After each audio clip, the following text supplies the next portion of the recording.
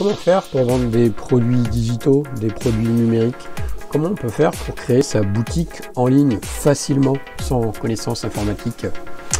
Alors, si vous avez des produits numériques, donc ça peut être des e-books, ça peut être des formations, ça peut être des vidéos, ça peut être des musiques, ça peut être des audios, quel système mettre en place pour vendre tout ça? Moi, je vais vous montrer un système que j'utilise.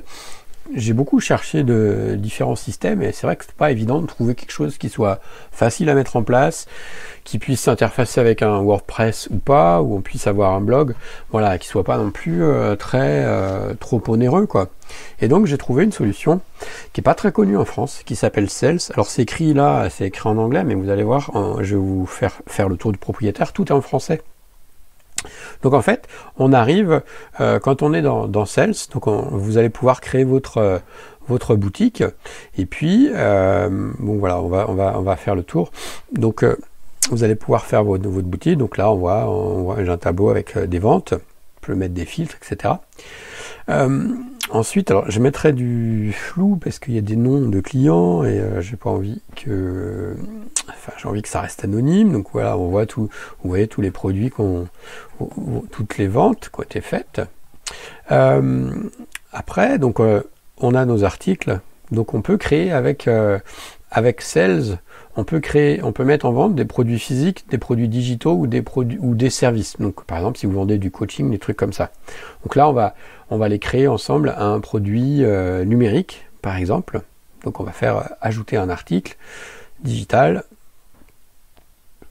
Donc, c'est très facile. Vous mettez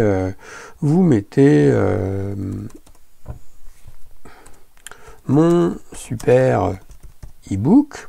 Ok, là vous allez mettre un libellé. Donc voilà, vous voyez, tout est en français. Hein. Tutoriel, comment mieux dormir. Voilà, par exemple. Comment mieux dormir. Donc ensuite vous allez mettre vos fichiers. Donc par exemple, je vais chercher un fichier d'exemple. On va dire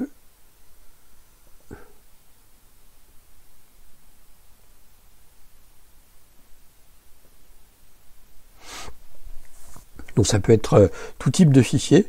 Allez, on va mettre juste une image là pour l'exemple, mais évidemment là vous mettriez par exemple un e-book, un audio. Moi je vendais des audios essentiellement, quelques PDF, mais surtout des audios.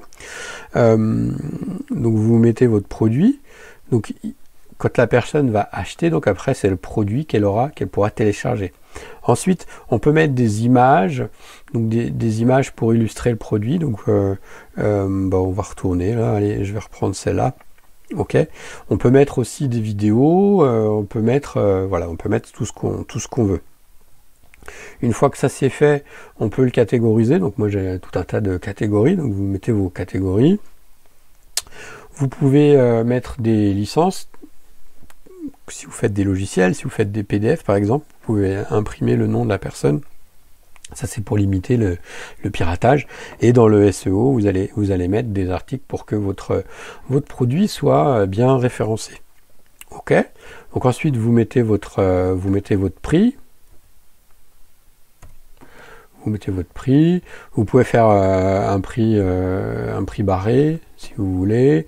On peut le mettre gratuit. Donc quand vous voulez faire des lead magnets pour faire rentrer des clients dans votre liste, vous pouvez utiliser ça. Moi, je ne gère pas d'inventaire parce que c'est des produits numériques, mais si vous vendez des produits physiques, vous pouvez aussi utiliser ça. Et une fois que c'est fait, sauvegarder, et mon produit, il est créé. Voilà, il est créé. Donc là, je vais aller le voir, mon produit. Donc vos clients, comment ils vont le voir? Donc là, ils verraient ça. Ok, donc moi j'ai créé une boutique avec plein de catégories. Et donc là, voilà, mon produit, il serait là. Et après, la personne, quand elle veut l'acheter, eh bien, elle clique sur ça. Enfin, soit elle met dans son panier. Ok. Et puis, si elle fait valider la commande, elle peut être payée.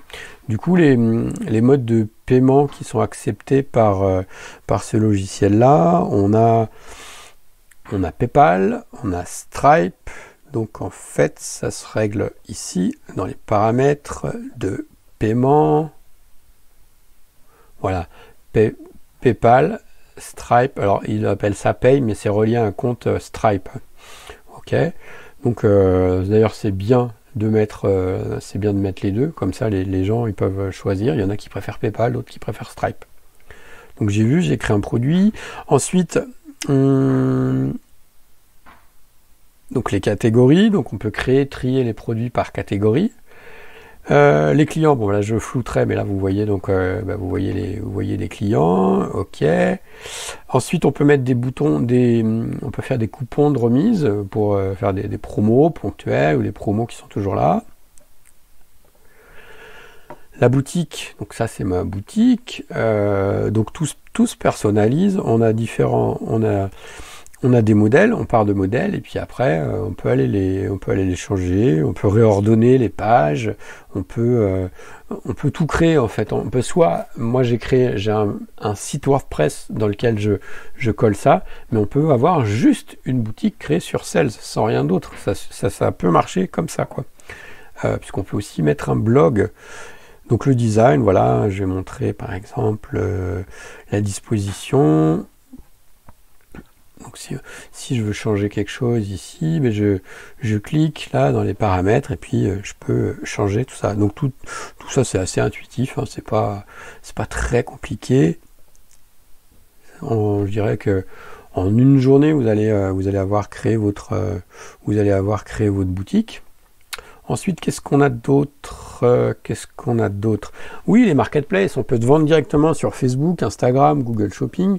Par exemple, sur Facebook, voilà, ça, je suis sur ma page Facebook Business et mes produits sont automatiquement intégrés dans mon catalogue et les gens peuvent automatiquement acheter depuis Facebook. Ça c'est hyper pratique. Et pareil, avec Google Shopping, on peut directement les mettre dans Google Shopping et balancer de la pub là-dessus. Combien ça coûte? Donc ça coûte 29 $ par mois.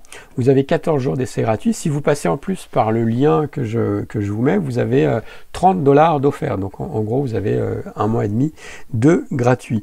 Moi, j'utilise ce premier plan-là. Il y a d'autres plans plus avancés. Mais pour moi, celui-là, à 30 € par mois, pas 30 $, il marche bien. On a le nombre de produits qu'on veut. Donc en fait les plans supérieurs c'est pour avoir des bons de commande, etc. Je pense que ça s'adresse plutôt à du e-commerce, des produits physiques. Il y a quelque chose que j'aime bien aussi chez Sales, c'est le support client qui est disponible 24 heures sur 24. Voilà, le support client, ils sont toujours dispo, même le dimanche en anglais. Mais voilà, donc c'est très pratique, on les a en ligne et puis ils répondent aux questions, ça marche bien.